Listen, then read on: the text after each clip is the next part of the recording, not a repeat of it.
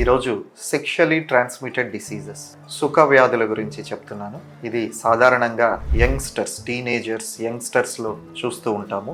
పురుషాంగం పైన ఎర్రటి మచ్చలు రావడం, యూరెత్ర అంటే యూరిన్ పోసే దారిలో మంట, చురుకు ఉండడం, తర్వాత ఫస్ట్ డిశ్చార్జ్ యూరిన్ పోసే దారిలో నుండి చీము రావడం, వీటి లక్షణాలు. ఇది ఆల్మోస్ట్ 100% సెక్షువల్ ట్రాన్స్మిషన్ ద్వారానే వస్తుంది. అన్ప్రొటెక్టెడ్ సెక్షువల్ ఇంటర్కోర్స్ ద్వారా ఇది వస్తుంది. దీనికి వెంటనే ట్రీట్మెంట్ తీసుకోవాలి.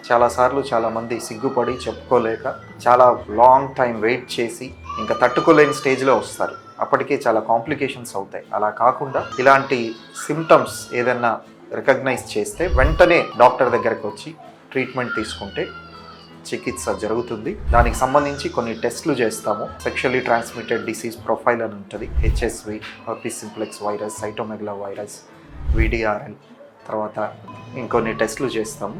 దీన్ని బట్టి దానికి స్పెసిఫిక్ ట్రీట్మెంట్ కూడా ఇచ్చే అవకాశం ఉంది. అలానే వదిలేస్తే దానికి లాంగ్ టర్మ్ కాంప్లికేషన్స్ అవుతాయి. వెంటనే ట్రీట్మెంట్ తీసుకుంటే క్యూర్ అయ్యే అవకాశం ఉంది.